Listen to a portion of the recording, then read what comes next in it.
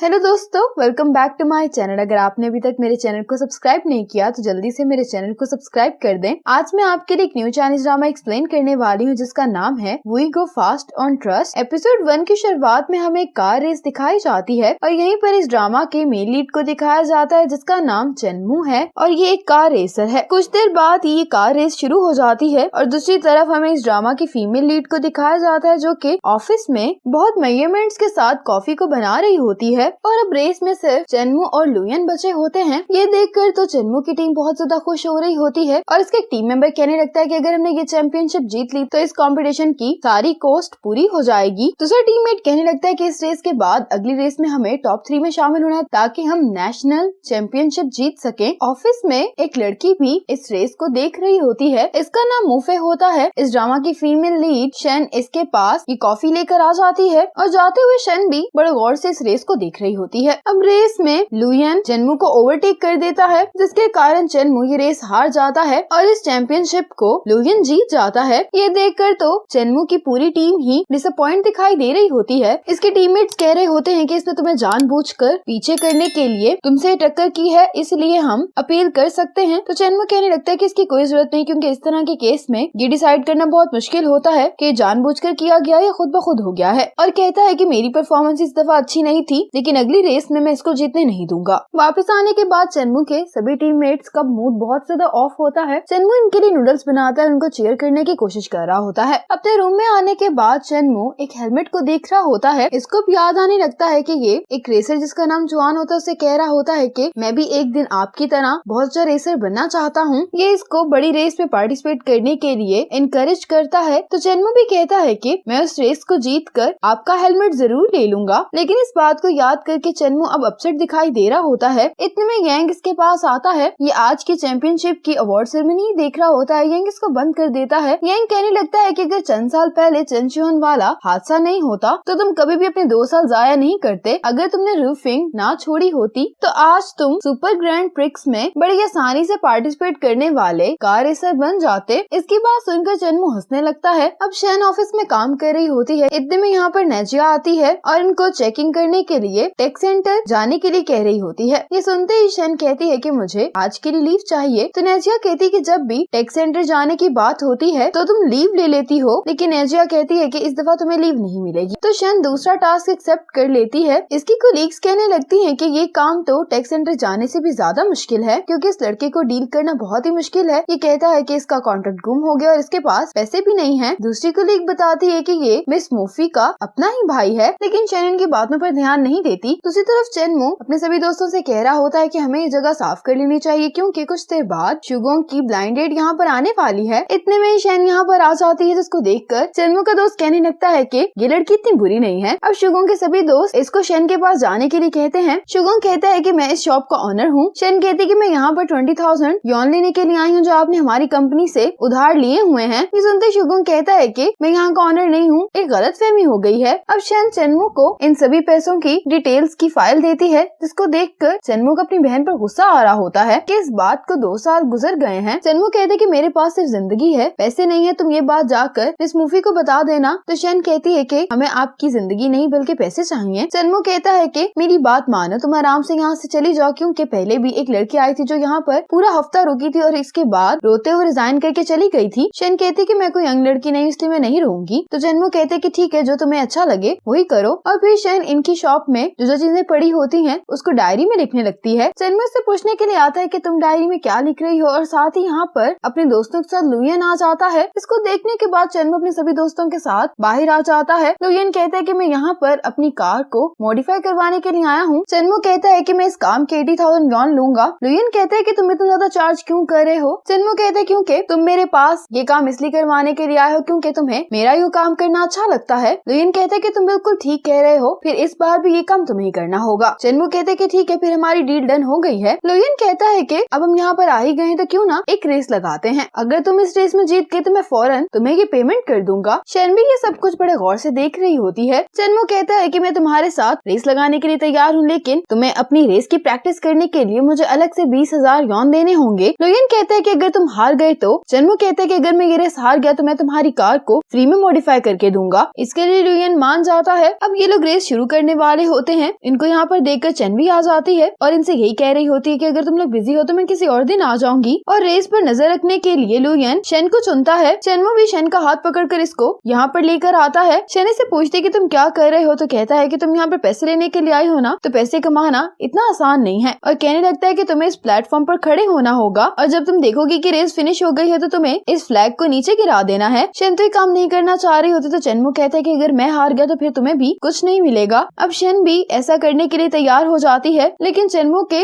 दोस्तों को टेंशन हो रही होती है कि अगर इसने ये बहुत जल्दी फेंक दिया तो हमें नुकसान हो जाएगा और लुयन ने जानबूझकर इस लड़की को इस काम के लिए चुना है। अब इन दोनों की रेस स्टार्ट हो जाती है और ये दोनों बैकवर्ड रेस लगा रहे होते हैं। जैसे ही चेनमो की कार करीब आने लगती है तो शेन अपनी आंखें बंद कर लेती है और कार की आवाज से स्पीड का अंदाजा लगाने लगती है और आंखें बंद करते हुए ही ये सारी कैलकुलेशंस कर रही होती है। लुयन ने जो अपना आदमी खड़ा किया होता है वो बहुत पहले ही ये फ्लैग नीचे फेंक देता है, जबकि शेन अपनी आंखें बंद किए रखती है और जब इसकी कैलकुलेशन कंप्लीट हो जाती है तो ये भी ये फ्लैग नीचे फेंक देती है और इस फ्लैग को देखते ही चेनमो अपनी कार रिवर्स कर लेता है और इसकी कैलकुलेशन के कारण चेनमो जीत गया होता है। अब चूंकि लुयन हार गया होता है तो इसको सारे पैसे देने पड़ते हैं। अब यांग शेन के अकाउंट में ये 20,000 यॉन ट्रांसफर कर देता है। अब शेन को पैसे मिल गए होते हैं तो ये जाने लगती है तो चेनमो उसको रोक कर पूछता है कि तुम रूफिंग में क्या करती हो। शेन कहती है कि जो मुझसे वो करवाना चाहते हैं मैं वो काम करती हूँ। ये कहकर शेन चली जाती है। घर पर आने के बाद शेन अपने और अपने भाई की तस्वीर देख रही होती है और इसका भाई भी रेसर होता है। ये अपने आप से कह रही होती है कि आज दोबारा से कार की इंजन की आवाज सुनकर मेरे लिए चीजें और भी मुश्किल हो गई हैं। मेरे लिए तो वक्त 2 साल पहले ही रुक गया था और अब मेरी सिर्फ एक ही विश है कि मुझे अपने भाई का हेलमेट ढूंढना है। अब शेन जब अपना फोन चेक करती है तो शेन को एक मैसेज आता है कि तुम रेसर चेन शुआन का हेलमेट ढूंढ रही हो, मेरे पास है और उसके बदले में तुम्हें मुझे 50,000 यॉन देने होंगे। शेन कहती है कि लेकिन मैं तुमसे मिलकर ये डील करूंगी। दूसरी तरफ शुगोंग बताता है कि चेन शुआन का हेलमेट कोई खरीदना चाहता है। ये सुनते ही सब काफी हैरान हो जाते हैं। शुगोंग इसको देखकर कह रहा होता है कि ये स्कैम है और ये शुगोंग से कहता है कि क्या तुम इनकी चैट हिस्ट्री चेक कर सकते हो। इसका दोस्त कहता है कि तुम्हें दूसरों के मामले में नहीं पढ़ना चाहिए। तो चेनमो कहता है कि कोई मेरे आइडल के नाम पर लोगों को धोखा देने की कोशिश कर रहा है, मैं इसको इग्नोर नहीं कर सकता। अब शेन उस आदमी से मिलने के लिए आ जाती है जो उसको हेलमेट देने वाला होता है। अब ये आदमी शेन को इसके भाई का हेलमेट दिखाता है। इस हेलमेट पर जो स्क्रैच लगे होते हैं उसको देखकर शेन को याद आता है कि जब ये अपने भाई को टेस्ट ड्राइव के लिए हेलमेट देने के लिए आई थी तो इससे ये हेलमेट नीचे गिर गया था। लेकिन जब ये अच्छी तरह हेलमेट को चेक करती है तो कहने लगती है कि तुम्हारा हेलमेट फेक है। ये सुनकर ये आदमी गुस्सा हो जाता है और जब शेन बताने लगती है कि तुम्हारा हेलमेट किस तरह फेक है तो ये आदमी शेन से उसका बैग खींचता है जिसमें 50,000 यॉन होते हैं और यहाँ से भाग जाता है। अब शेन भी इसके पीछे भागने लगती है और इतने में यहाँ पर चेनमो आ जाता है जो इस आदमी को मारने लगता है। अब चेनमो जब इसका बैग उठाता है तो ये यहाँ पर शेन को देखकर बहुत ही हैरान होता है। चेनमो इससे पूछने लगता है कि तुम इतने सारे पैसे इस हेलमेट पर क्यों लगा रही हो जबकि तुम तो रेस भी नहीं करती। चेनमो इस बात का कोई जवाब नहीं देती और ये हेलमेट टेबल पर रख देती है और जाने लगती है तो चेनमो कहता है कि तुम इस हेलमेट को अपने साथ ले जाओ। शेन कहती है कि मैं इसको अपने साथ क्यों लेकर जाऊँ, ये रियल भी नहीं है और वैसे भी मुझे मेरे पैसे मिल गए हैं। ये कहकर शेन जाने लगती है तो चेनमो कहता है कि मैंने तुम्हारी इतनी मदद की लेकिन तुमने मुझे थैंक्स भी नहीं बोला और उसे कहने लगता है कि काफी देर हो गई है, मैं तुम्हें राइड दे देता हूँ। लेकिन शेन कहती है कि इसकी कोई जरूरत नहीं है और ये कहकर ये चली जाती है। इसके बाद एक लड़की को दिखाया जाता है और इसके ऑफिस में एक पिक्चर पड़ी होती है जिसके अंदर शेन, उसका भाई और ये खुद होता है। घर पर आकर चेनमो इसी हेलमेट को देख रहा होता है और कहने लगता है कि क्या मैं अभी भी अपने सपने को पूरा कर सकता हूँ। और ये कहते हुए चेनमो को शेन की याद आती है। शेन की कजन इसके लिए चीजें लाई होती है जिनको देखकर शेन कहने लगती है कि क्या ये मेरी मॉम ने भेजी है। तो इसकी कजन कहने लगती है कि आंट को तुम्हारी बहुत फिक्र है लेकिन वो कहती है कि तुम उन्हें अवॉइड करती हो, वो बस ये जानना चाहती है कि तुम ठीक हो। तो शेन कहती है कि मैं ठीक हूँ। तो इसकी कजन कहने लगती है कि तुमने जर्मनी से मैकेनिकल इंजीनियरिंग में PhD की हुई है लेकिन तुम रूफिंग में सिर्फ चाय सर्व करने का काम कर रही हो, क्या ये भी तुम सिर्फ हेलमेट की खातिर कर रही हो। तो शेन कहती है कि वो मेरे भाई का हेलमेट है और मुझे याद है कि मैंने किसी को उस हेलमेट के साथ रूफिंग में जाते हुए देखा था लेकिन बदकिस्मती से मैं अभी भी उस शख्स को नहीं तलाश कर पाई हूँ। इसकी कजन कहती है कि मुझे लगता है कि तुम्हें अपने पैशन पर ही काम करना चाहिए। शेन कहती है कि मेरे पास अब किसी चीज का पैशन नहीं है। अब इसकी कजन कहने लगती है कि मैं एक सीनियर को डेट कर रही हूँ जिसको रेसिंग काफी पसंद है लेकिन मुझे तो रेसिंग के बारे में कुछ भी नहीं पता। मैंने सुना है कि वो कोई F2 रेस देखने वाला है और कुछ पेपर्स पकड़ा कर इसको कहने लगती है कि मैंने ये डेटा ढूंढा है। इसके अंदर चेनमो की भी पिक्चर होती है और चेनमो ने इस पिक्चर के अंदर इसके भाई का ही हेलमेट पकड़ा होता है और शेन को याद आता है कि इसने चेनमो से पूछा था कि तुम्हें कैसे मालूम हो गया कि ये फेक है। तो चेनमो कहता है कि ये सबसे फेमस रेसर का हेलमेट है तो इसको हासिल करना इतना आसान नहीं हो सकता। शेन कहती है कि असल हेलमेट इसी के पास है। शेन चेनमो के गैराज में आती है और इसका पूछती है तो इसका दोस्त और यांग बताता है कि वो ऊपर है। तो शेन ऊपर चली जाती है है वहाँ पे चबी चन्मू की बैक का मसाज कर रहा होता है और ये ऐसे ही अंदर आ जाती है। शन को देखते ही चबी बाहर चला जाता है। चन्मू शन को कहता है कि अब तुम यहाँ पर क्या करने आई हो, तो शन कोई जवाब नहीं देती, बस चन्मू को देखी जा रही होती है। ये कहता है कि ऐसा क्या दिलचस्प तुम्हें नजर आ रहा है। शन दोबारा इसकी किसी बात का जवाब नहीं देती और इसके पास आकर चन्मू की कमर पर हाथ फेरने लग जाती है। शन कहती है कि तुम्हारी बैक की लेफ्ट साइड सूजी हुई है, तुम्हें इस पर बर्फ लगानी चाहिए, ना कि इसका मसाज करो। तो चन्मू को याद आता है कि कल रात उस कैमर से जब ये लड़ रहा तो उसने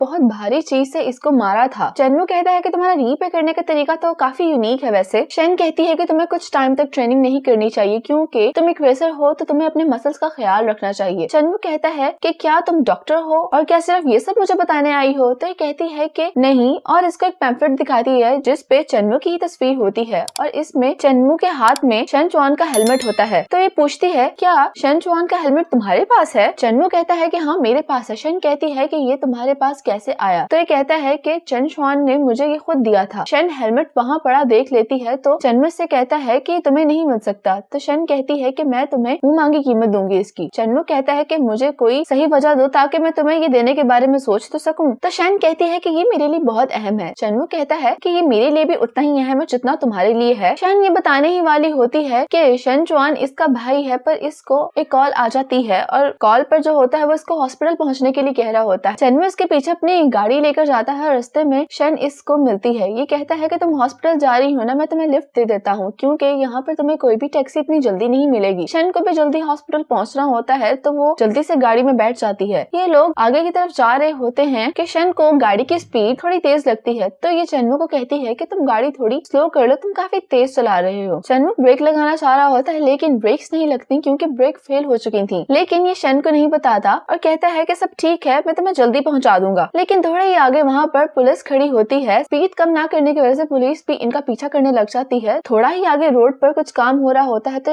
वहाँ चन्मू अपनी ड्राइविंग स्किल्स का इस्तेमाल करते हुए गाड़ी को रोक लेता है, लेकिन वहाँ मौका पर इनको पुलिस पकड़ लेती है और कहते हैं कि तुम लोग ओवर स्पीडिंग कर रहे थे। पुलिस स्टेशन पहुँचने के बाद ऑफिसर इनको कहता है कि तुम ओवर स्पीडिंग कर रहे थे। तो चन्मू कहता है कि ब्रेक्स काम नहीं कर रहे थे। ऑफिसर कहता है कि तुमने पहले से चेक क्यों नहीं किया, और गाड़ी हमने चेक कर ली है, उसमें कोई भी खराबी नहीं है। चन्मू कहता है ऐसा कैसे हो सकता है, मैं एक प्रोफेशनल रेसर हूँ और मुझे भी पता है कि मैं ओवर स्पीडिंग नहीं कर सकता। फिर इसके बाद ये हॉस्पिटल पहुँचती है और ये वहाँ जाकर डॉक्टर से पूछती है कि इसकी मॉम को क्या हुआ है। डॉक्टर बताते हैं कि तुम्हारी मॉम बेहोश हो गई थी। वैसे ये सब नॉर्मल है इस एज में, क्योंकि तुम्हारी मॉम अब काफी बूढ़ी हो चुकी हैं। तुम्हें तो अपने हमसाये का थैंक्स करना चाहिए कि वो उनको टाइम पे यहाँ पे ले आया, और वैसे भी वो मुझसे पिछले 1 साल से ट्रीटमेंट ले रही हैं। शन ऐसे हैरान हो रही होती है जैसे सबसे अनजान हो। और दूसरी तरफ चन्मू वापस अपने गैराज में आ जाता है। इसके दोस्तों को मालूम हो गया होता है कि इसका ड्राइविंग लाइसेंस कैंसिल होने वाला है, तो ये कहता है कि तुम लोग फिक्र मत करो, मेरे पास अभी रेसिंग लाइसेंस तो है ही। इसका दोस्त हायांग कहता है कि तुम इतने कॉन्फिडेंट ना हो, रेसिंग फेडरेशन वाले पहले ही यहाँ आए हुए हैं। रेसिंग फेडरेशन के आदमी इससे कहते हैं कि स्पीड वायलेशन की वजह से हम तुम्हारा लाइसेंस 1 साल तक सस्पेंड कर रहे हैं। 1 साल के बाद तुम दोबारा रीअप्लाई कर सकते हो। 1 हफ्ते बाद इस इंसिडेंट से मुताल्लिक फेडरेशन में एक हियरिंग है, तुम अपने साथ कार इंस्पेक्शन के रिपोर्ट्स लेके आना। अगर ये साबित हो गया कि तुम्हारी गलती नहीं थी तो हम बाकी सब संभाल लेंगे। चन्मू कहता है कि ठीक है, मैं जरूर आऊंगा। इनके जाने के बाद हायांग कहता है कि लेकिन हम कार को चेक नहीं कर सकते, एक मसला है। चन्मू कहता है कि कार अगर रिफैंग से भी हो तो हमें ये करना ही होगा। तुम सही हो मगर ये गाड़ी मेरी नहीं है। ये सुनते ही चन्मू तो पागल हो जाता है और इसके पीछे भागने लग जाता है। ये कहता है कि गैराज खरीदने के बाद मेरे पास इतने पैसे नहीं थे कि मैं गाड़ी भी अफोर्ड करता। तो चन्मू कहता है कि मैं समझ गया हूँ, इसके पीछे चन में फे है, यानी इसकी बहन। हायांग ऐसा समझाता है कि सबसे ज्यादा जरूरी तुम्हारे लिए इस वक्त ये है कि तुम फार्मूला बी की चैंपियनशिप में किसी तरह से पार्टिसिपेट करो, और तुम्हारा रेसिंग लाइसेंस कैंसिल ना हो। तुम क्यों ना अपनी बहन चन्मू फे से बात कर लो और उससे कहो कि तुम्हें कार इंस्पेक्शन की अथॉरिटी दे दी जाए। ये कहता है कि मैं नहीं जाऊंगा, वो मेरी बात ही समझेगी, वो मुझे फिर ह्यूमिलेट करेगी। तो ये कहता है कि मैं चला जाता हूँ। चन्मू कहता है कि तुम भी नहीं जाओगे, बल्कि कोई भी नहीं जाएगा। फिर इसके बाद अगले दिन चन्मू अपने रूम में सो रहा होता है तो इसकी एक दोस्त आती है जो इसके सोते हुए तस्वीरें खींचना शुरू कर देती है। कैमरा की क्लिकिंग की आवाज से इसकी आंख खुल जाती है और इसको देख के एकदम से डर जाता है। फिर इसके बाद ये दोनों नीचे आ जाते हैं। चन्मू कहता है कि तुम बाहर से यहाँ पे क्या करने आए थे। कहती है वैसे तो मैं काम के सिलसिले में आई हूँ, लेकिन मेरा शादी का भी इरादा है। चन्मू कहता है कि मुबारक हो, लेकिन दूल्हा कौन है। तो ये इसकी तरफ इशारा करती है, कहती है कि तुम। चन्मू कहता है भले ही हम लोग साथ पले बड़े हैं, पर हमारी शादी एक नामुमकिन चीज है। जॉ यिंगनिंग कहती है कि लेकिन तुमने बचपन में मुझसे वादा किया था। चन्मू कहता है कि तुम मजाक मुझसे ना करो, वो भी सुबह सुबह। इसके बाद ये अपने डैड के लिए कुछ गिफ्ट देने के लिए स्टोर पर चला जाता है और वहीं पर शन भी कुछ शॉपिंग करने रही होती है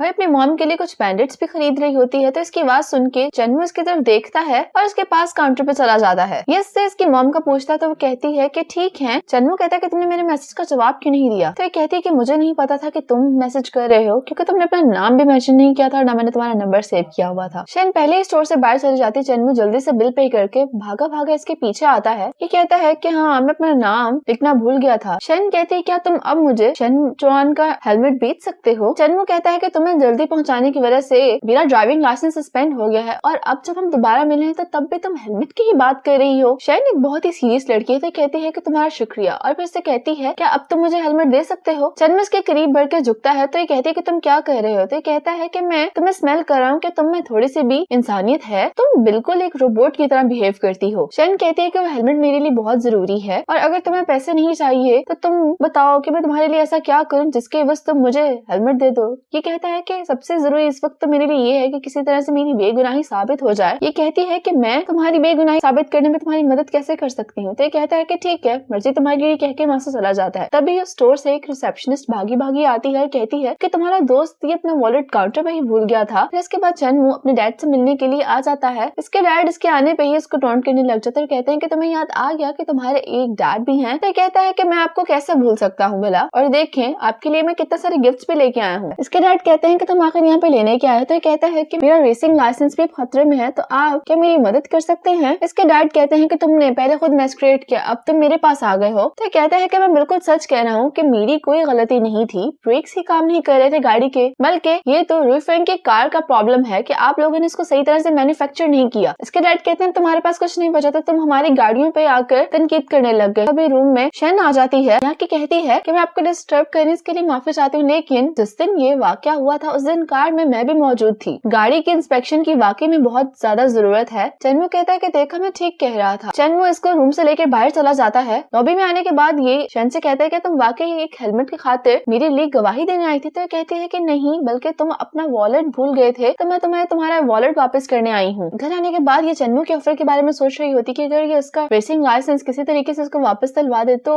हेलमेट इसको मिल जाएगा। ये चन्मू को मैसेज कर देती है कि मैं तुम्हारा लाइसेंस वापस दिलवाने में जितनी मदद कर सकी करूंगी, लेकिन तुम अपने वादे से मत फिरना। चन्मू ऐसे मैसेज करके कहता है कि ठीक है। फिर इसके बाद अगले दिन ये जैसे ही ऑफिस आती है तो इसे काम दे दिया जाता है कि ऑफिस के वॉल्स पर जो चन्मू और इसकी टीम से रिलेटेड सारे पैम्फलेट्स और पोस्टर लगे हैं तुम जाकर हटा दो। इसके बाद जब ये वो पिक्चर उतारने लगी थी जिसमें इसका भाई और चन्मू दोनों होते हैं तो जाओ यिंगनिंग कहती है कि तस्वीर देखना बहुत ही अमेजिंग है। शेन कहती है कि तुमने ऐसा क्यों कहा? तो ये कहती है कि चन्मू ने रूफिंग को सिर्फ शेन चौहान की वजह से छोड़ा था। जब शेन चौहान का एक्सीडेंट हुआ था तो चन्मू फे ने जो रेस टीम थी उसको डिस्बैंड कर दिया था और चन्मू ने तो कभी भी ये सोचा नहीं था कि उसका जो रेसिंग का ख्वाब था उसके आइडल की वजह से खराब हो जाएगा। इसके बाद चन्मू अपने गैराज में होता है तो जाओ यिंगनिंग की कॉल आती है और कहती है कि तुम्हें अगर अपना लाइसेंस वापस चाहिए तो तुम आके मुझसे मिलो। चन्मू जाओ यिंगनिंग के पास चला जाता है। ये कहती है कि अगर तुम्हें अपना लाइसेंस चाहिए तो तुम्हें चन्मू फे को इस पर राजी करना होगा कि वो मेरे साथ कॉपरेट करे। चन्मू कहता है लेकिन वो मेरी बात नहीं मानेगी क्योंकि वो इसके खिलाफ है। तो कहती है कि मेरे पास अब एक प्लान है। अब जैसे कि रुईफेंग की कंडीशन थोड़ी सी क्रिटिकल चल रही है और तुम्हारी बहन कोई भी गलत स्टेप उठाने के किसी भी पॉइंट में नहीं है, तो मैं चाइना वापस आई ही इसलिए ताकि मैं रुईफेंग में कुछ इन्वेस्टमेंट कर सकूं, लेकिन मैं साथ ये शर्त रखूंगी कि तुम्हारा रेसिंग लाइसेंस तुम्हें वापस दे दिया जाए और इसी सूरत में मैं उसकी कंपनी में इन्वेस्टमेंट करूंगी। और इसको तो वो भी रेजिस्ट नहीं कर पाएगी क्योंकि उसको इस वक्त किसी अच्छे स्पॉन्सर की जरूरत है। फिर इसके बाद अगले दिन जाओ यिंगनिंग रुईफेंग आ जाती है चन्मू फे से निगोशिएट करने के लिए। तो कहती है मैं वीशे और रुईफेंग कंपनी का जो कोलैबोरेशन है उसको खत्म करने आई हूँ। इस सुनते ही सब बहुत ज्यादा चौंक जाते हैं और थोड़ी देर बाद रुईफेंग में चन्मू पहुंच जाता है क्योंकि जाओ यिंगनिंग अपना प्लान शुरू कर चुकी थी। ये कहती है कि मेरी कंपनी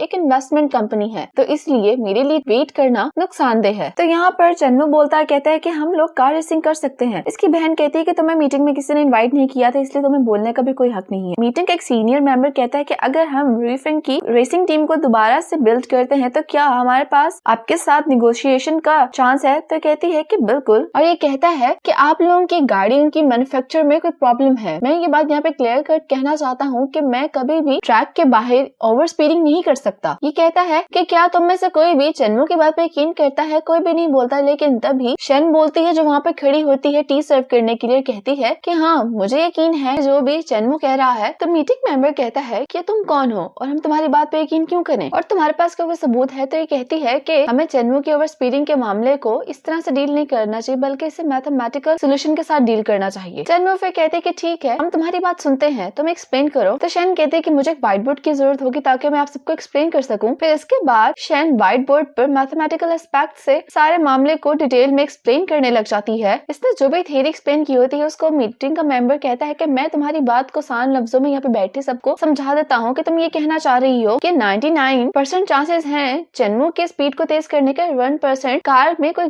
गड़बड़ भी हो सकती है। तो ये कहती है कि मेरे कहने का मतलब नहीं था, मेरे कहने का मतलब ये है कि अगर 1% भी चांस है गाड़ी में कुछ गड़बड़ी का तो हमें उसको चेक करना चाहिए, क्योंकि सारी की सारी गलती चेनवू की नहीं है। जाओ यिंग निंग कहती है कि तुम्हें कहने की जरूरत नहीं, मैं समझाती हूँ, और ये इसकी कही बात को और आसान तरीके में समझा देती है, जिस पर चेनवू ताली बजाने लग जाता है और कहता है कि तुमने मेरा दिल जीत लिया। तो मीटिंग का वही मेंबर कहता है कि आप इनडायरेक्टली मिस जाओ यिंग निंग को कह रहे हैं कि हमारी गाड़ी में कोई मसला है। तो चेनवू फिर कहती है कि अगर हमारी गाड़ी में कोई मसला है तो हमें उसे चेक करना चाहिए, ना कि मसले से मुंह फेर लें। तो इसकी इस बात पर जाओ यिंग निंग कहती है कि मैं इस मुफे की एटीट्यूड पे मेरा दिल करता है कि रूफिंग को एक और चांस दूं, और कहती है कि अगर चेनवू की बेगुनाही साबित हो गई तो मैं दोबारा से इस प्रोजेक्ट का हिस्सा बन जाऊंगी, इन्वेस्टमेंट स्टार्ट कर दूंगी। लेकिन अगर आप लोग रेस दोबारा स्टार्ट करवाने की बात कर रहे हैं तो हमें चेनवू को देने की जरूरत नहीं है, मैं और अच्छे ड्राइवर्स को हायर कर सकती हूँ। जाओ यिंग निंग कहती है कि मुझे इससे प्रॉब्लम नहीं कि तुम जो मर्जी ड्राइवर्स को हायर करो, लेकिन नए ड्राइवर्स ढूंढने में तुम्हें टाइम लगेगा, और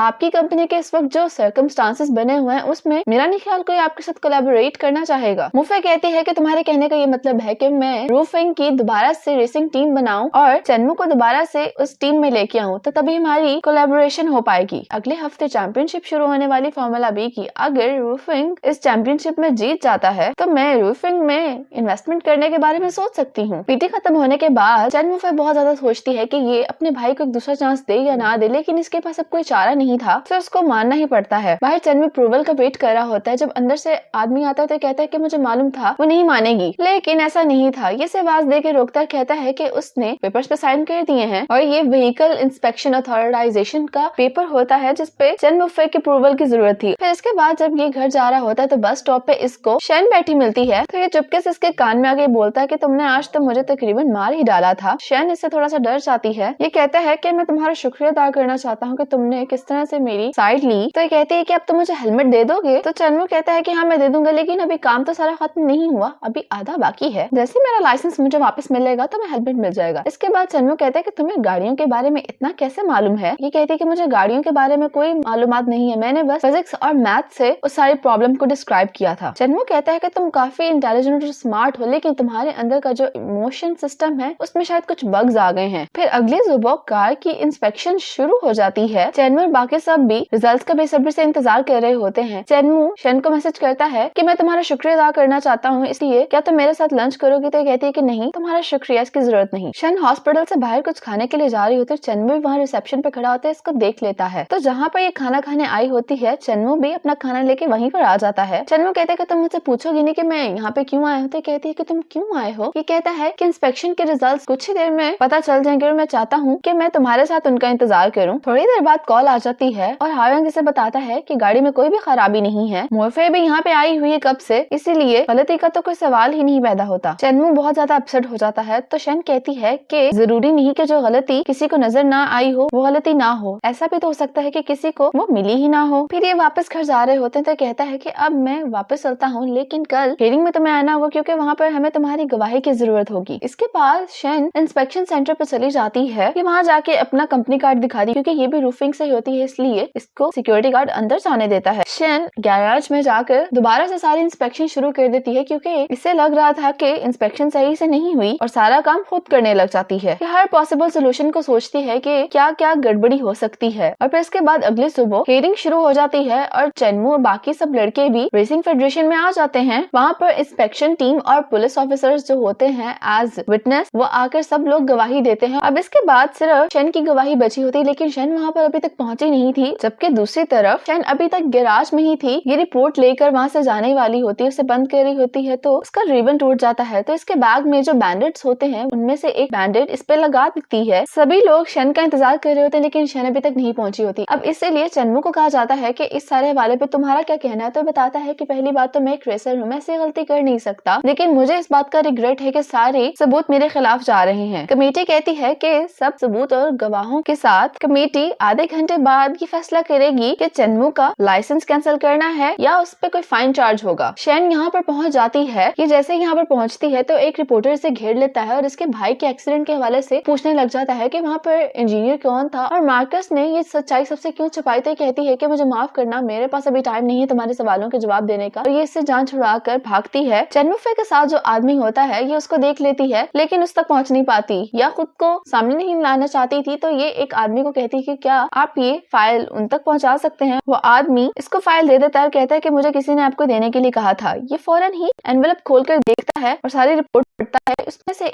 निकलती है। ये लेकर अंदर रूम आता है जहाँ पर फैसला सुना जा रहा था, तो ये को रोक देता है और ये सबूत जाकर उनको दिखाता है। इस रिपोर्ट के मुताबिक ब्रेक वाली साइड पे क्रैक आ गए थे जिसकी वजह से उसमें एक कील फंस गई थी और जब चेनमू ब्रेक लगाना चाह रहा था तो ब्रेक नहीं लगी, जो पहले इंस्पेक्शन में नहीं मालूम हो सकता लेकिन जो शेन इंस्पेक्शन में मालूम हो जाता है और इसलिए अब चेनमू बेगुनाह साबित हो जाता है और इसका लाइसेंस नहीं कैंसिल किया जाता। इस फैसले पे ये सब लोग बहुत खुश होते हैं। ये आदमी चेनमू के पास आता है और कहता है कि तुम्हें मुबारक हो। तो चेनमू कहता है कि आप कोई एविडेंस कहाँ से मिला, तो कहता है कि मुझे भी नहीं मालूम, ये कोई मुझे पकड़ा कर गया है, मैं इंसान को नहीं जानता। लेकिन जब चेनमू एनवेलप को देखता है तो उस पर एक बैंडेड लगी होती है और इसको मालूम हो जाता है कि सब कुछ शेन ने किया है क्योंकि इसने शेन को सुपर स्टोर पर बैंडेड्स खरीदते देखा था। फिर इसके बाद शेन जो बाहर बैठी होते है उसको चेनमू का मैसेज आता है। वो कहता है कि आज रात तुम मुझे एक्वेरियम में मिलो, मैं तुम्हें हेलमेट दे दूंगा। फिर शाम होने पर चेनमू एक्वेरियम में चला जाता है जहाँ पर शेन पहले से मौजूद थी। शेन इसको देखकर कहती है कि तुम क्या अपने साथ हेलमेट नहीं लाए, तो कहता है कि लाया हूँ, जबकि इसके पास एक हेलमेट वाली की चेन होती है। शेन कहती है कि मुझे तो लगा था कि तुम अपने वादे के पक्के हो, तो ये कहता है कि बिल्कुल, लेकिन तुमने तो सिर्फ मैथ्स और फिजिक्स से ही इस प्रॉब्लम को हल किया था, असल हीरो तो वो है जिसने इंस्पेक्शन रिपोर्ट तैयार की है, तो इसीलिए तुम्हारी कॉन्ट्रीब्यूशन के मुताबिक तुम्हारे लिए छोटा सा गिफ्ट है। ये कहती है कि ठीक है, फिर मैं यहाँ से चलती हूँ। ये जा ही रही होती है तो चेनमू कहता है क्या तुम अभी भी इस चीज को एडमिट नहीं करोगी? मैं जानता हूँ इंस्पेक्शन दोबारा तुमने की है, तुमने आखिर ये बात मुझसे क्यों छुपाई? अब तुम्हें मजीद झूठ बोलने की जरूरत नहीं क्योंकि मैं सब जान चुका हूँ। ये पीछे मुड़कर देखती है तो चेनमू ने अपनी कलाई पे वो बैंडेड लगाया होता है और अब इसी वजह से शेन इससे मजीद झूठ नहीं बोल सकती थी। ये कहता है कि तुम मुझे बताओ कि आखिर तुमने ये सोल्यूशन कैसे ढूंढा। तो फ्लैशबैक में दिखाया जाता है कि जब पहली दफा शेन इनके गैराज में आती है तो हायोंग एक गाड़ी की रिपेयरिंग कर रहा होता है। शेन जैसे इसे आके बुलाती है तो इसका सर इंजन के रूफ से टकराता है और इसकी वजह से उसके पास जो एक ज्योमेट्री होती है वो गिर जाती है और उसका सामान भी इधर उधर बिखर जाता है। और मुझे इंस्पेक्शन करते हुए याद आया था कि मैंने देखा था शायद वो स्क्रू उस दौरान अंदर चला गया हो और इसीलिए मैंने पहले अच्छी तरह अंदर ब्रेक्स देखी लेकिन उसमें नहीं था। फिर मैं उस रूट पर गई जहाँ पर तुमने गाड़ी चलाई थी और एट द एंड जहाँ पर तुमने गाड़ी रोकी थी वहाँ पर मुझे वो कील मिल ही गई। मैंने तुम्हें सब कुछ एक्सप्लेन कर दिया है, तो क्या आप मुझे तुम हेलमेट दे दोगे? तो कहता है कि हाँ बिल्कुल, मैं वो तुम्हें दे दूंगा। ये कहता है कि तुम मुझे एक फेवर दे सकती हो, परसों फॉर्मूला बी का फाइनल है जो कि मेरे लिए बहुत इंपॉर्टेंट है और उसका जो रैंकिंग कॉम्पिटिशन वो कल है और मैं इस कॉम्पिटिशन में शेनचुआन का हेलमेट यूज करना चाहता हूँ ताकि वो भी मेरी इस इम्पोर्टेंट पार्टिसिपेशन को विटनेस कर सके। जैसे ही मैच खत्म होगा मैं तुम्हें हेलमेट ला के दे दूंगा। चेनमू फे शेन को अपने ऑफिस में बुलाते कहती है कि मुझे मालूम हुआ था कि किसी यंग लेडी ने कार की इंस्पेक्शन की है और क्या वो तुम हो? शेन कहती है कि आपने ऐसा क्यों कहा? ये कहती है कि जब जाओयिंग की मीटिंग थी उसके बाद मैंने तुम्हारी एंट्री रिपोर्ट चेक की थी तो वहाँ पे मेंशन था कि तुमने जर्मनी इंस्टीट्यूट ऑफ टेक्नोलॉजी से पढ़ा है। उस यूनिवर्सिटी में एडमिशन लेना इतना आसान नहीं। तुम्हारा मेजर क्या था? तो कहती है कि मैंने मैकेनिकल इंजीनियरिंग और फ्लूइड डायनामिक्स पढ़ा है। तो कहती है कि तुम फिर यहाँ पर काम क्यों कर रही हो? मैं तुम्हारी चॉइस पे क्वेश्चन नहीं कर रही, लेकिन तुमने वो काम भी बहुत इजीली कर दिया जो कि वहाँ पे टेक्निकल स्टाफ नहीं कर सका। इसका मतलब कि तुम्हें अपने टैलेंट को इस तरह से जाया नहीं करना चाहिए, तुम्हें टेक्निकल डिपार्टमेंट में अपना ट्रांसफर करा लेना चाहिए। ये कहती है कि आपका शुक्रिया, लेकिन मैं ऐसे ही ठीक हूँ। और इसके बाद ये वहाँ से चली जाती है। फिर अगले दिन जब शेन काम से वापस आ रही होती तो चेन अपनी गाड़ी में बैठकर इसका वेट कर रहा होता है। तो ये कहती है कि तुम यहाँ पे क्यों आए हो? तो ये कहता है कि मैं तुम्हें लेने आया हूँ। तो ये कहती है कि मुझे काम पे भी जाना जल्दी था। तो ये कहता है कि तुम्हें काम पे जाने की जरूरत नहीं, तो मेरे साथ रेस ट्रैक पे चलो, और इसे जबरदस्ती गाड़ी में बिठा के अपने साथ ले जाता है। ये लोग रेसिंग ट्रैक पे पहुंच जाते हैं। तो ये कहता है कि तुम यहाँ से जाने की सोचना भी मत, तुम मुझे रेस करते हुए देखो। शेन थोड़ा सा घबरा रही होती है क्योंकि इसको अपने भाई की आखिरी रेस याद आ रही होती है, लेकिन चेनमू आता है कहता है कि तुम अंदर आके सुकून से बैठ जाओ। दूसरी तरफ चेनमू की बहन चेनमू फे भी इसकी रेस देखने के लिए पूरी तरह तैयार होती है और ये लोग बात कर रहे होते हैं कि चेनमू तो अभी 8th पोजीशन पे है है ये इतने बड़े गैप के साथ कम्पीट कैसे करेगा, और इस बात से खौफजदा होते हैं कि कहीं चेनमू हार ना जाए। तभी वहाँ पर जुंदा के ऑनर मिस्टर जियांग आ जाते हैं, जो कि कहते हैं कि ये खबर मुझे सुन के बहुत खुशी हुई कि रूफिंग दोबारा से ट्रैक पे आ गया है, और ये भी यही बात कर रहे होते हैं कि चेनमू अभी काफी पीछे है रेस में, उसकी 8वीं पोजीशन है, क्या वो रेस कम्पीट कर लेगा। तो इसकी बहन कहती है कि ये बिल्कुल एक रैबिट और टर्टल की रेस जैसी है, तो इसीलिए पहले हम कुछ भी नहीं कह सकते। और मिस्टर जियांग अपने साथ एक रेसर को लाए होते हैं, जो कि जापान की टीम तकाना का रेसर होता है, और दूसरी तरफ चेनमू की टीम उसकी गाड़ी को चेक कर रहे होते हैं रेस शुरू होने से पहले। शेन भी वहीं पर खड़ी होती है, लेकिन ये ऐसे बिहेव कर रही होती जैसे इसको इंटरेस्ट नहीं, लेकिन इसका पूरा ध्यान तो गाड़ी की तरफ ही था। हाओयांग कहता है कि गाड़ी बिल्कुल तैयार हो गई है, लेकिन शेन को कुछ गड़बड़ लग रही होती, तो कहती है कि क्या आप लोगों ने पूरी तरह से गाड़ी को चेक किया है। तो कहते हैं कि हाँ बिल्कुल, हमने बहुत अच्छी तरह से चेक किया और हमें तो कोई मसला नजर नहीं आया। चेनमू इसकी बात पर गौर करता है और कहता है कि क्या मसला है तो मुझे बताओ, लेकिन रेस शुरू होने में सिर्फ 5 मिनट रह गए थे। शेन कहती है कि तुम लोग गैस्केट को दोबारा चेक करो, मुझे लगता है कि वो लूज है। लेकिन चेनमू के जो टीम मेंबर होते हैं वो लोग शेन को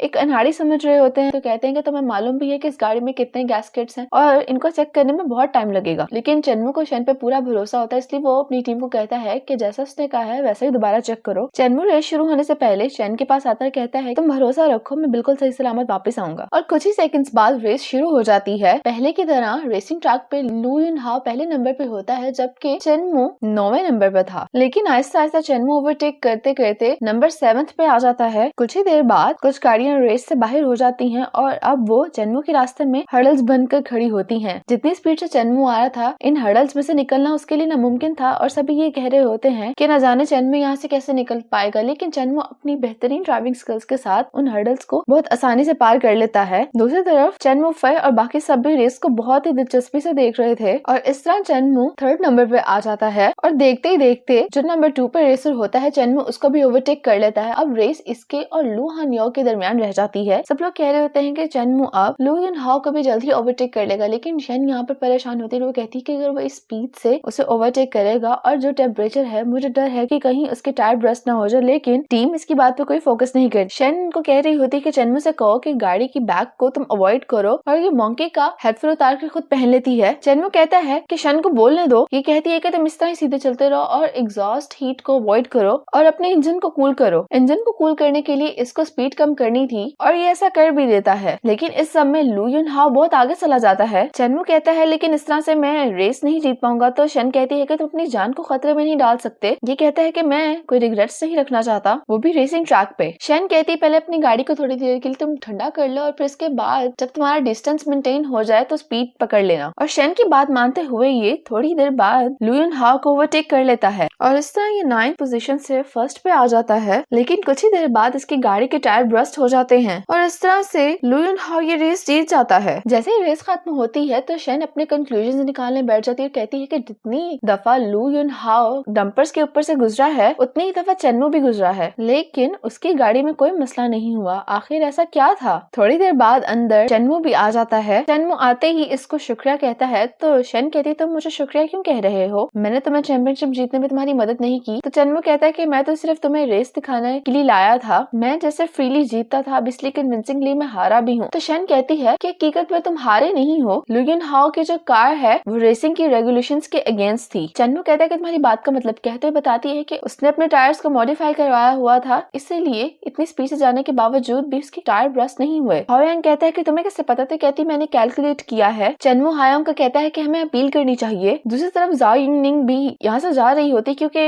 रेस तो चेनमू हार गया है। लेकिन तभी इनकी कंपनी का एक वर्कर आता है और कहता है कि चेनमू ने अपील कर दी है, और उसने ये कहा है कि जुंदास के जो टायर है वो इलीगल है, तो इसलिए रिजल्ट अभी भी पेंडिंग है। हमें नहीं मालूम कि चैंपियनशिप का असली विनर कौन है। यहाँ पर जुंदा का ऑनर जियांग भी होता है, तो कहता है कि ये कैसा मजाक है, हारने के फौरन बाद उसने अपील कर दी, वो रेसर्स की इंसल्ट कर रहा है। दोनों टीम्स के ऑनर आ जाते हैं यहाँ पर। चेनमू फिर से कह रही होती है कि तुम श्योर हो? तो कहता है कि हाँ मुझे पूरा यकीन है। चेनमू कहता है कि तुम इन्हें बता सकती हो, बाकी बात मैं संभालूंगा। तो शेन सारी बात को एक्सप्लेन करने लग जाती है कि टायर्स में कहाँ गड़बड़ी थी। थोड़ी देर बाद रेसिंग फेडरेशन वाले इसकी बताई हुई बात पर चेकिंग शुरू कर देते हैं। ये सब लोग बाहर आ जाते हैं। ये सब लोग यहाँ बाहर रिजल्ट्स का वेट ही कर रहे होते हैं कि अनाउंसमेंट होती है, और उस अनाउंसमेंट ये बताया जा रहा होता है कि लू युन हाओ की गाड़ी के टायर्स में चेंजेस हुए थे, इसलिए रेस का असल चैंपियन लू युन हाओ नहीं बल्कि चेनमू है। और इस तरह चेनमू रेस जीत जाता है। ये सब लोग बहुत ज्यादा खुश होते हैं, और उसके बाद फिर चेनमू स्टेज पर अवार्ड लेने के लिए चला जाता है और वो जापानीज रेसर इसको मेडल देने के लिए आता है। चेनमू अपना हाथ आगे बढ़ाता है इसे मिलाने के लिए, लेकिन इससे हाथ नहीं मिलाता और कहता है कि तुम्हारी जीत मेरी नजर में कोई मायने नहीं रखती क्योंकि तुमने अपने ओपोनेंट को इस तरह से नीचा दिखा के रेस जीती है। इसको ये बात समझ नहीं आती तो इसका फेलो जो साथ खड़ा होता है वो इसे ट्रांसलेट करके बताता है, कहता है कि ये कह रहा है कि तुम्हारी जीत इसके लिए मानी नहीं रखती क्योंकि अगर मैं तुम्हारी जगह होता तो मैं तुम्हें कभी इस तरह का कोई चांस ही ना देता। फिर इसके बाद यहाँ से चला जाता है। रात में चेनमू की जीत की खुशी में पार्टी रखी हुई होती है। इसकी बहन चेनमू फेस के पास आके इसकी तारीफ करती है कि तुमने आज काफी अच्छी तरह रेसिंग की। ये कहता है कि तुम्हारा शुक्रिया, लेकिन तुम्हारी वजह से ही मैं अब यहाँ पे हूँ, नहीं तो मैं 2 साल पहले ही चैंपियनशिप जीत चुका होता। इसकी बहन कहती है तुम रूफिंग में दोबारा वापस आ सकते हो। तो ये कहता है कि मुझे लगता है कि मैं इस पर सोच सकता हूँ। ये अपनी बहन से बात ही कर रहा होता है कि इसकी नजर बाहर शेन पे पड़ती है, तो ये अपनी बहन को एक्सक्यूज करके शेन के पास जाता है। शेन बाहर बेंच पे बैठी होती है तो ये उसके पास हेलमेट लेकर जाता है, कहता है कि मैं अपने वादे के मुताबिक तुम्हारे पास हेलमेट ले आया हूँ। हेलमेट पकड़ने के बाद ये कहती है कि इसकी क्या कीमत है, मैं तुम्हें पैसे ट्रांसफर कर दूंगी। चेनमू कहता है क्या तुम इस हेलमेट की कीमत पैसों से लगाओगी, ये मेरे दिल में बहुत ज्यादा अहमियत रखता है। चेनमू कहता है लेकिन फ्यूचर में जब मेरा कोई इंपॉर्टेंट मैच हुआ करेगा तो मैं तुमसे इसे ले लिया करूंगा सिर्फ गुड लक के लिए। शेन कहती है क्या तुम्हें वाकई ये शेन चुआन ने हेलमेट दिया था। तो इसके बाद फ्लैशबैक में दिखाया जाता है कि चेनमू शेन चुआन की कब्र पे आता है और वहाँ पर पहले से ही हेलमेट पड़ा होता है। ये जब वहाँ पे फ्लावर्स रख के जाने वाला होता है तो वह हेलमेट ऊपर से नीचे गिर जाता है, तो ये उठा के अपने साथ ले जाता है और ये शेन को बताता है कि मुझे लगा था कि शायद ये मेरे लिए साइन है और शेन चुआन मुझे ये हेलमेट खुद देना चाह रहा था, तो इसलिए मैं अपने साथ ले गया। सारी बात सुनने के बाद शेन कहती है कि हेलमेट तुम वापस रख सकते हो। तो ये कहता है कि क्या हुआ, अब तुम्हें हेलमेट नहीं चाहिए। तो ये कहती है कि मुझे भी यही लगता है कि शेन चुआन तुम्हें वाकई में हेलमेट खुद देना चाहता था, इसलिए तुम्हारे पास इसका होना ज्यादा जरूरी है। लेकिन फ्लैशबैक में दिखाया जाता है कि जिस दिन चेनमू शेन चुआन की कब्र पे गया था उससे पहले शेन भी वहीं पे थी और उस दिन इसके भाई की बर्थडे थी। इसके लिए केक लाई होती है, लेकिन ये कैंडल लेने जाती है और जब ये गई थी तो उसी दौरान वहाँ पे चेनमू आ जाता है और ये हेलमेट तब ले गया था और उस दिन से आज तक ये हेलमेट ढूंढती रही और अब ये फाइनली हेलमेट चेनमू को वापस कर देती है। चेनमू जब वापस अंदर आ रहा होता है तो ये 2 आदमियों को बात करते सुनता है जो कि ये कह रहे होते हैं कि चेनमू फे ने अपने भाई को रेस जिताने के लिए बहुत पैसे खर्च किए हैं और वो आगे भी इस तरह करने के लिए तैयार है। मैनेजर गांव ने जो अमाउंट बताई थी वो सुनकर तो मैं बहुत हैरान हो गया था और अगर रूफिंग ये रेस ना जीतता तो उन्हें ज़ाओ यिंगनिंग की तरफ से इन्वेस्टमेंट नहीं मिलनी थी। रूफिंग ने इतना पैसा आखिर क्यों लगाया दूसरों को खरीदने में। और थोड़ी देर बाद पार्टी में चेनमू फे स्पीच देने के लिए आ जाती है जो कि अपने भाई का रूफिंग में दोबारा से वेलकम कर रही होती है कि उसने रूफिंग की रेसिंग टीम को ज्वाइन कर लिया है। लेकिन उसी दौरान चेनमू आगे बढ़ता है और कहता है कि मुझे लगता है कि तुम्हें कोई गलत फहमी हुई है, मैंने कभी नहीं कहा था कि मैं रूफिंग में वापस आ रहा हूँ। ये कहता है कि जो 2 साल पहले तुमने मेरे साथ किया था उसके बाद मुझे तुम्हारे रवैये से लगा कि शायद तुम बदल गई हो, लेकिन मैं गलत था। तुम बिल्कुल नहीं बदली, तुम सिर्फ अपने फायदे का सोचती हो। तुम्हें बाकी रेसर्स को रिश्वत देते हुए शर्म नहीं आई। चेनमू फे कहती है तुम्हें मालूम भी है तुम क्या कह रहे हो। कहता है कि मैं तुम्हें एक बात दोबारा बता दूं, मैं तुम्हारी कंपनी में दोबारा कभी नहीं आऊंगा। ये कह के वहाँ से चला जाता है। चेनमू स्टोर से पानी की बोतल लेके निकलता है तो सामने बस स्टॉप पे शेन बैठी इसको दिखाई देती है, तो इसे मैसेज करके बताता है कि मैं रूफिंग में लौट नहीं रहा। तो कहती है कि ठीक है। चेनमू से कहता है लेकिन मैं फिर भी फार्मूला 1 की चैंपियनशिप के लिए बहुत ज्यादा एक्साइटेड हूँ। ये देखते ही देखते शेन बस में बैठ के चली जाती है। फिर अगले सुबह चेनमू अपने गैराज में बैठ के एक्सरसाइज कर रहा होता है। हायांग इसके पास आता है, कहता है कि कल रात तुम्हें क्या हो गया था, क्या तुम्हें लगता है कि चेनमू फे इस तरह कर सकती है। तो चेनमू कहता है कि मैंने अपने कानों से ये सारी बात सुनी थी। हायांग कहता है कि मुझे नहीं लगता कि चेनमू फे इस तरह का कुछ कर सकती है। तो कहता है कि अगर तुम रूफिंग नहीं जाओगे तो हम फार्मूला ए में किस तरह से पार्टिसिपेट करेंगे, क्या तुम्हें मालूम है हमें कितने पैसों की जरूरत है। और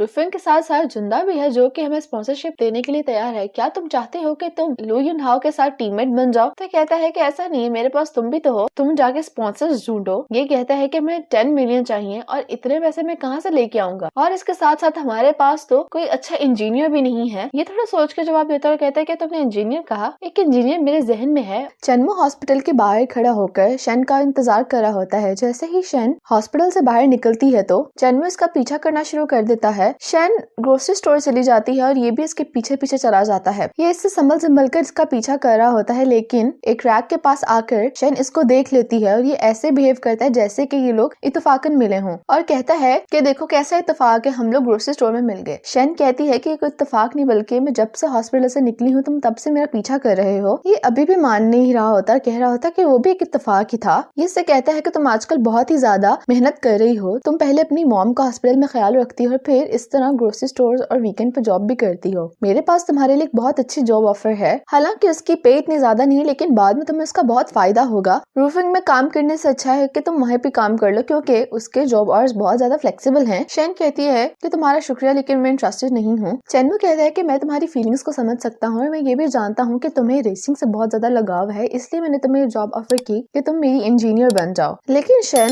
दूसरी दफा पूछने पे भी इनकार कर देती है। इसके बाद शेन हॉस्पिटल चली जाती है अपनी मॉम की टेक केयर के लिए, और अपनी मॉम के लिए पानी भरते हुए इसको चेनवू की बात याद आ रही होती है कि वो इसको अपनी टीम का इंजीनियर बनाना चाहता है। और इसकी नजर चेनवू फे पे पड़ती है, जो कि यहाँ पर बैठ के ड्रिप लगवा रही थी, और वो चेनवू की ही बात कर रही होती है। शेन इसकी सारी बातें सुन रही होती है, तभी वहाँ से आवाज आती है कि किसी का पेशेंट बेहोश हो गया है। तो भाग कर जाती है और देखती है तो इसकी मॉम होती है, और चेनवू फे ये सब कुछ देख लेती है। और जब शेन की मॉम को बेड पर लिटा दिया जाता है तो डॉक्टर से मिलती है, और डॉक्टर कह रहे होते हैं कि मैं जानता हूँ कि आपकी मदर पैसों के बारे में काफी फिक्रमंद है, लेकिन उनके लिए सर्जरी करवाना बहुत ज्यादा ही जरूरी हो गया है। शेन भी यही कहती है कि सर्जरी होना लाजमी है, मैं पैसों का कहीं से इंतजाम कर लूंगी। चेनवू फे ये सब बातें भी खड़ी होकर सुन लेती है। तभी एक नर्स शेन के पास आती है, जो कि इसे रिसीप्ट देती है और कहती है कि आपकी मदर की सर्जरी का बिल पे हो गया है। तो बहुत हैरान होकर कहती है कि बिल किसने पे किया। नर्स बताती है कि आपके एक मेल और फीमेल फ्रेंड आए थे जिन्होंने बिल पे कर दिया। शेन लॉबी की तरफ भाग कर जाती है देखने के लिए कि आखिर किसने बिल पे किया, और जब ये वहाँ पहुंचती है तो इसे चेनवू फे और उसका सिस्टर नजर आता है। ये कहती है कि आपने मेरी मदर के सर्जरी बिल पे किया है। तो ये कहती है कि हाँ, तुम इसे चेनवू की मदद करने का एक रिवॉर्ड समझ लो। शेन कहती है कि मैं आपको पैसे वापस जरूर करूंगी। तो चेनवू फे कहती है कि तुम्हें इसकी जरूरत नहीं है, बल्कि तुम उस बात को कंसीडर करो जो कि मैंने तुम्हें कही थी कि तुम अपनी पोजीशन चेंज कर लो। फिर इसके बाद रात में शेन अपने कजिन के साथ बैठकर डिनर कर रही होती है, और इसे बताती है कि मेरी बॉस ने मॉम के सारे सर्जरी बिल पे कर दिए। तो ये बात सुनकर इसकी कजिन बहुत ज्यादा खुश हो रही होती है, लेकिन शेन उसे कहती है कि मैं उनके पैसे वापस लौटाऊंगी। तो इसकी कजिन कहती है कि अगर तुम्हारी बॉस इतने खुले दिल वाली है और उन्होंने तुम्हारी मॉम के सारे सर्जरी बिल्स भी पे कर दी है, तो तुम्हें पैसे लौटाने की जरूरत नहीं, बल्कि तुम्हें उनकी मदद या उनका एहसान उस चीज से उतारना चाहिए जो कि उनके पास नहीं, यानी उनके पास पैसे तो हैं, तुम्हें उनकी मदद किसी और तरीके से करनी चाहिए। तो ये कहती हैं कि इस वक्त तो वो सबसे ज्यादा एक ही चीज की ख्वाहिश में है, वो ये है कि वो चेनवू को वापस रूफिंग की रेसिंग टीम में देखना चाहती हैं। ये चेनवू का नाम सुनते ही कहती है, क्या ये वही हैंडसम नहीं जिसने चैंपियनशिप जीती थी? मैं उसे बहुत पसंद करती हूँ। ये शेन से कहती है, क्या तुम भी उसे पसंद करती हो? इस सवाल पे शेन थोड़ा सा नर्वस हो जाती है और कहती है कि आखिर तुम कैसी बातें कर रही हो, मैं उसे पसंद नहीं करती। लेकिन इसकी कजन बहुत तेज होती है और कहती है कि जिस तरह के तुम्हारे फेशियल एक्सप्रेशंस हैं, उससे तो बात कुछ और ही लग रही है। लेकिन शेन बात को टाल देती है और कहती है कि तुम जल्दी खाना खाओ, मुझे हॉस्पिटल भी जाना है। फिर इसके बाद अगली सुबह हाओ यांग अपने सभी दोस्तों को चीख चीख के उठा रहा होता है कि सुबह हो चुकी है, तुम लोग उठ जाओ। और जैसे ही ये गैरेज का शटर खोलता है तो सामने शेन खड़ी होती है, लेकिन ये शेन को नहीं देखता, और ऐसे ही बोलते बोलते जब ये मुड़ता है तो पीछे शेन खड़ी होती है। ये कहता है कि तुम सुबह सुबह यहाँ पे क्यों आई हो? तो कहती है कि मैं चेनवू से मिलने आई हूँ। और ये ऊंची सारी कहता है कि चेनवू तुमसे शेन मिलने आई है। जैसे ही शेन का नाम सुनता है ये फौरन से नीचे आ जाता है। फिर इसके बाद ये रूम में बैठकर बात करने लगते हैं। चेनवू कहता है, क्या तुमने मेरी इनविटेशन को एक्सेप्ट कर लिया है? तो ये कहती है कि नहीं, बल्कि मैं तो तुम्हें ये सजेस्ट करने आई हूँ कि तुम्हें रूफिंग में वापस चले जाना चाहिए। ये कहता है कि तुम्हें मेरी बहन ने भेजा है। तो शेन कहती है कि मिस मुफे को वाकई में तुम्हारी बहुत जरूरत है इस वक्त, और वैसे भी ये बहुत ही टाइम चल रहा है। अगर तुम अभी भी रूफिंग की टीम को ज्वाइन नहीं करोगे तो तुम्हारी भी कैरियर पर इसका असर पड़ सकता है, क्योंकि तुम्हारे पास कोई स्पॉन्सर्स नहीं है। तो चेनवू कहता है कि ठीक है, मैं तुम्हारी बात मानने के लिए तैयार हूँ, लेकिन इसके बदले में तुम्हें भी मेरी इंजीनियर बनना पड़ेगा। ये कहती है कि मुझे माफ करना, मैं ये नहीं कर सकती, और उठ के जाने लगती है। तो चेनवू कहता है कि तुम इतनी जल्दी कैसे फैसला सुना सकती हो? चेनवू कहता है कि मुझे लगता है कि तुम्हें इस बात का डर है कि तुम रोज रोज मुझे देख नहीं सकती, कहीं तुम्हें मेरी आदत ना हो जाए। ये फिर वहाँ से जाने वाली होती है। तो चेनवू कहता है कि ठीक है, तुम जो काम रूफिंग में करती थी तुम यहाँ पे आके कर लो, तब मैं तुम्हारी बात मानने के लिए तैयार हूँ। जैसे तुम वहाँ पे भी सबके लिए चाय पानी वगैरह सर्व करती थी, तुम यहाँ पे भी यही कर सकती हो, सिर्फ 10 दिन के लिए। या मुझे तो लगता है कि तुम तो 10 दिन तक भी बर्दाश्त नहीं कर सकती। चेनवू शेन को अपनी बातों में फंसाने में कामयाब हो जाता है, और शेन कहती है कि ठीक है, मैं तुम्हें सुबह 9 बजे ही मिलूंगी। अगली सुबह पूरे 9 बजे शेन इसके गैराज में पहुंच जाती है। तो शेन कहती है कि ठीक है, 10 दिन यहाँ गुजारने के बाद तुम्हें भी रूफिंग में वापस लौटना होगा। तो चेनवू कहते हैं, क्या पता रूफिंग में वापस जाने के बजाय तुम यहाँ मेरी टीम स्काईफॉल के साथ ही रुक जाओ। इसके बाद चेनवू शेन को गैराज दिखाने लग जाता है। तभी इसको याओ हांग आवाज देता है तो इसकी बात सुनने के लिए चला जाता है। ये इससे कहता है कि तुम्हारी मेरी ये डील हुई थी कि तुम इंजीनियर तलाश करोगे और मैं स्पॉन्सर्स। तुम्हारे इंजीनियर का क्या हुआ? तो ये कहता है कि नीचे देखो। ह्योंग कहता है कि क्या मतलब, तुम शेन की बात कर रहे हो? तो चन्मो कहता है कि हाँ बिल्कुल, अब से वही मेरी इंजीनियर है। और चन्मो इसको अपने मोबाइल फोन पर शेन की पीएचडी का सर्टिफिकेट भी दिखाता है। लेकिन ह्योंग को अभी भी डाउट होता है। कहता है कि ठीक है, उसने हमारी पहले 2 दफा मदद की है, लेकिन क्या तुम्हें लगता है वो फॉर्मूला ए को हैंडल कर पाएगी? वो कोई मजाक नहीं। चन्मो कहता है कि तुम्हें मुझ पर भरोसा होना चाहिए और मेरा यही मानना है कि अगर शेन हमारी इंजीनियर बन जाए तो उससे ज्यादा सूटेबल हमारे लिए और कोई नहीं। ह्योंग कहता है लेकिन तुम उससे राजी कैसे करोगे? तो कहता है कि ये तो तुम्हें भी मालूम है कि उसे रेसिंग पसंद है, पर वो ये मानने के लिए तैयार नहीं और यही कहती है कि मैं इस काबिल नहीं, लेकिन मैं भी उसको मना के ही रहूंगा। फिर इसके बाद जब सभी लोग नीचे जमा हो जाते हैं तो चन्मो कहता है कि मैं तुम लोगों को शेन से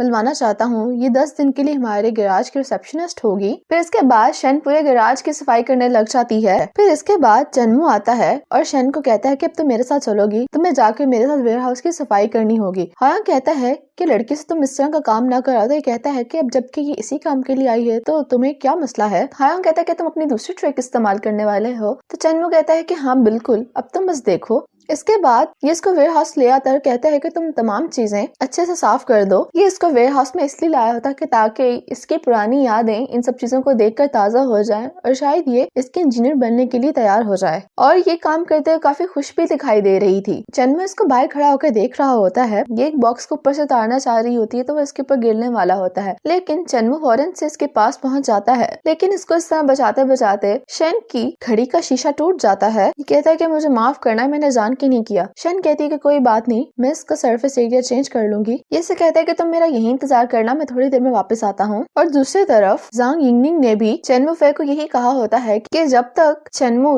रुफिंग में वापस नहीं लौटेगा तो वो भी इसकी कंपनी में इन्वेस्ट नहीं करेगी। और इसी वजह से चेनमू फे काफी परेशान होती है कि वो आखिर किस तरह से चेनमू को वापस कंपनी में लेके आए। फिर इसके बाद जब चेनमू वापस आता है तो शेन सो चुकी होती है और ये इसके ग्लासेस उठा के देखता है और दूर से इसकी आंखों की तरफ करता है और ये देख रहा होता है कि ग्लासेस के साथ ज्यादा अच्छी लगती है उसके बगैर। तो ये खुद से कहता है कि तुम ग्लासेस के बगैर ज्यादा अच्छी लगती हो और इसके ग्लासेस अपनी पॉकेट में डाल लेता है और ये सोते हुए में इसकी तस्वीरें खींचने लग जाता है। फिर इसके बाद ये शेन की कलाई पे नई घड़ी बांध रहा होता है और उसी दौरान शेन की आंख खुल जाती है। ये कहती है कि आखिर तुम क्या कर रहे हो? तो कहता है कि मैं तुम्हारे लिए घड़ी लेके आया था और वही तुम्हें पहना रहा था। ये वाटर प्रूफ है और ज्यादा अच्छी भी, तुम इस पे अलार्म्स भी सेट कर सकती हो। तो कहती है कि नहीं, मुझे मेरी पुरानी घड़ी ही ठीक लगती है। चेनमू कहता है कि तुम्हें इसको एक्सेप्ट करना ही होगा। ये मैं इसलिए नहीं लाया कि मैंने तुम्हारी घड़ी तोड़ दी थी, बल्कि तुम इस पे हमारे शेड्यूल्स को सेट कर सकती हो। ये कहता है कि चलो अब हम डिनर करने चलते हैं। फिर इसके बाद सब लोग डिनर के लिए इकट्ठे हुए होते हैं, लेकिन शेन कहती है कि मुझे तो घर जाना है। तो चेनमू कहता है कि लेकिन तुम्हारा काम तो अभी खत्म नहीं हुआ। शेन कहती है मुझे अब और क्या करना होगा? तो कहता है कि तुम्हें खाने के बर्तन धोने होंगे, लेकिन उससे पहले तुम्हें हमारे साथ बैठ के डिनर भी करना होगा। और ये इसको जबरदस्ती खाने की टेबल पे बिठा लेता है। ये सब लोग बिल्कुल इसी तरह बिहेव कर रहे होते हैं जैसे पहले थे। तो चेनमू कहता है कि अब हमारे दरमियान एक लड़की भी है, तो तुम लोग जरा तमीज से बैठो। शेन कहती है कि किसी ने मेरे ग्लासेस देखे हैं,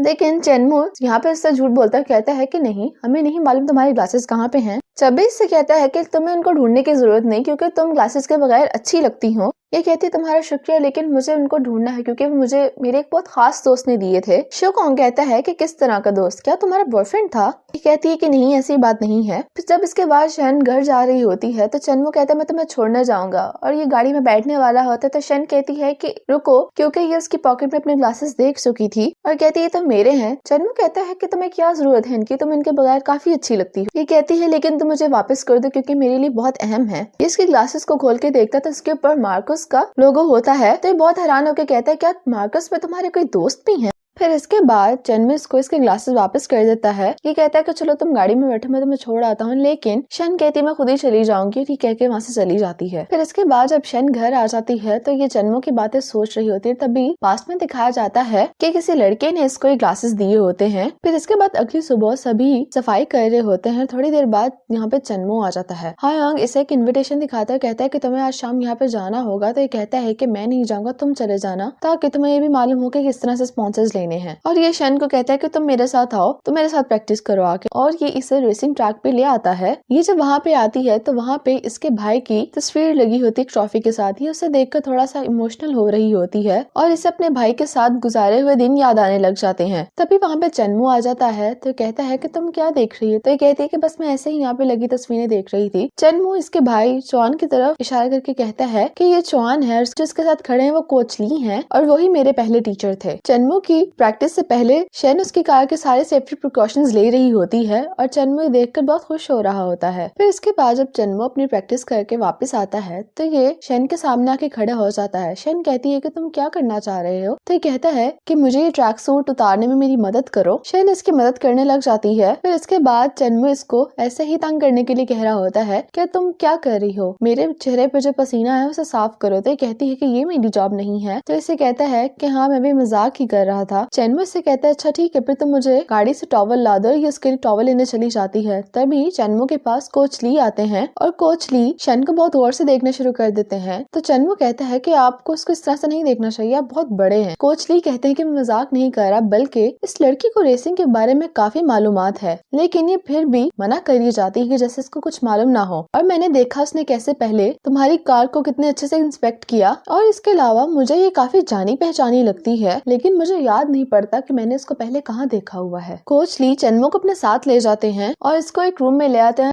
और इसको शन चौन की एक पिक्चर दिखाते हैं। कहते हैं कि उस दिन इसकी बर्थडे थी तो मैंने उसकी एक पिक्चर ली थी। चन्मू कहता है कि आप मुझे ये दिखाने के लिए लाए थे? तो कोच ली कहते हैं कि नहीं, बल्कि ये पिक्चर लेने के बाद उसने मुझे कहा था कि मेरी एक और तस्वीर लें, और वो पिक्चर चौन की बहन के साथ यानी शन के साथ होती है। और इस तरह से चन्मू को समझ आता है कि शन चौन की बहन है। ये बात जानने के बाद तो चन्मू को यकीन ही नहीं आ रहा होता कि ये एक रेसिंग लेजेंड की बहन है। कोच ली कहते हैं कि मुझे अब समझ आया कि ये इस तरह से क्यों बिहेव कर रही है। अपने भाई के साथ होने वाले हादसे के बाद से मुझे नहीं लगता कि खुद को संभाल पाई होगी। और दूसरी तरफ हायांग उस जगह पहुंच जाता है जहाँ पे चन्मू को इनवाइट किया गया था, लेकिन उसकी जगह ये आया है और इसको जो रूम अलॉट किया जाता है उसमें चला जाता है। इसके बाद शन और चन्मू दोनों ही रेसिंग ट्रैक पर बैठे होते हैं। शन कहती काफी ठंड हो गई है और रात भी, हमें वापस चले जाना चाहिए। चन्मू कहता है कि अभी इतना भी टाइम नहीं हुआ, और ये अपने और शन के लिए ड्रिंक्स निकाल लेता है। तो ये शन कहती कि मैं नहीं ड्रिंक करती। फिर इसके बाद शन कहती कि उस दिन तुम मुझसे पूछ रहे थे कि मार्कस में मेरा कोई जानने वाला है या नहीं। तो इस पे चन्मू से माफी मांगता है और कहता है कि मुझे नहीं मालूम था कि मार्कस से तुम्हारा आखिर क्या रिश्ता है, और तुम क्यों मेरी इंजीनियर बनने पर तैयार नहीं हो,